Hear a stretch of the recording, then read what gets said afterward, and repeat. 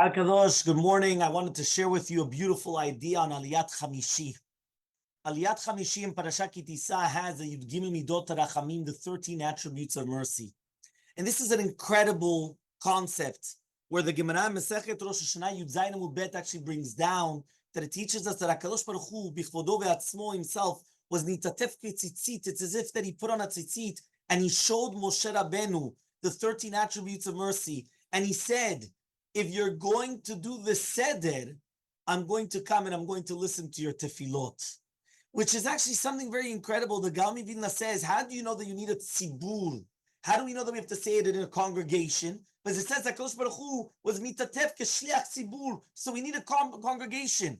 So if it says Ya'asu lefanai kaseder hazeh, and we're going to be listened to, why is it that we don't have our tefillot answered then?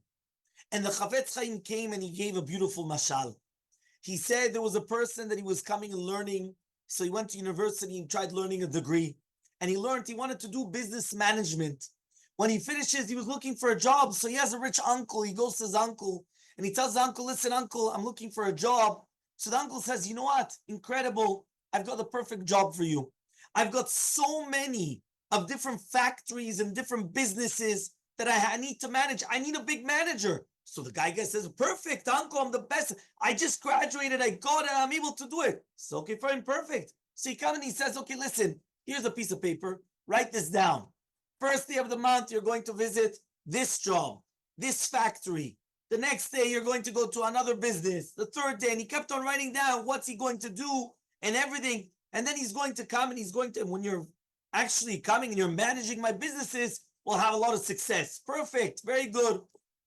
Comes the end of the month, and the nephew comes to pick up his check. So he comes and he tells his nephew, okay, no, but before I give you the check, what did you do? He says, I did exactly what you told me. So he said, okay, but what's going on? How's this business? Well, I'm not really sure. And how's that factory? No idea. And so he comes and he says, I don't understand. What did you do then? What did you do? He says, I did exactly what you told me to. I took the piece of paper and I started writing down. I started reading exactly what you told me. So I read on the first day. Sunday, I have to go here, the first day of the month. And then Tuesday. And then the third day. And I continue doing that. Says the uncle, that's what I'm paying you for. I wanted you to go to look into it, to understand what's going on. Says the Chavetz Chaim, that's exactly what we're supposed to do. Ya'asu lefanai kaseder hazeh. It's not just enough to read it over. We have to emulate HaKadosh Baruch Hu. With this, actually, there's a beautiful Rabbi Salanter that he says the same Yisod. He says there's a beautiful Gemara, Masechet Ta'anit of Kafei Amud Bet, with Rabbi Akiva and Rabbi Eliezer. Rabbi Eliezer comes, he starts praying 24 blessings. They need rain. No rain. Rabbi Akiva comes, takes off the shoe, and he says, Avinu Malkenu twice, and it starts raining. Everyone starts saying, the student, he's even greater than the rabbi. What's going on here? Two Avinu Malkenu, the other one's praying and praying and praying. Nothing's cooking. What's going on? Says the Bat Kol, it's not because Rabbi Akiva was greater. It was just one was Ma'avira Midotav and one not. So Yisrael Salanter says, how does that make sense? That means he is greater. He says, no. It means Rabbi Akiva, right? Rabbi HaKadosh Baruch Hu, he comes and he sees the world. Rabbi Eliezer was Midat Adin. He was very, very feisty. He was exactly square.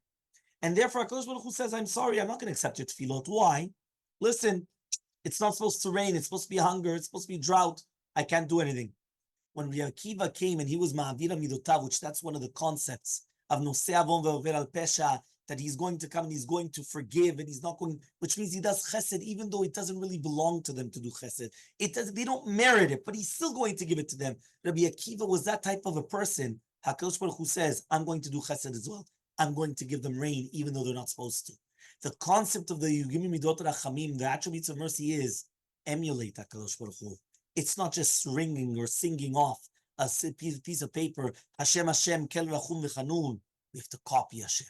And when we emulate HaKadosh Baruch Hu comes and he says, if you do this seder, I will always listen to your tefillot and forgive all of your sins. Have a wonderful day.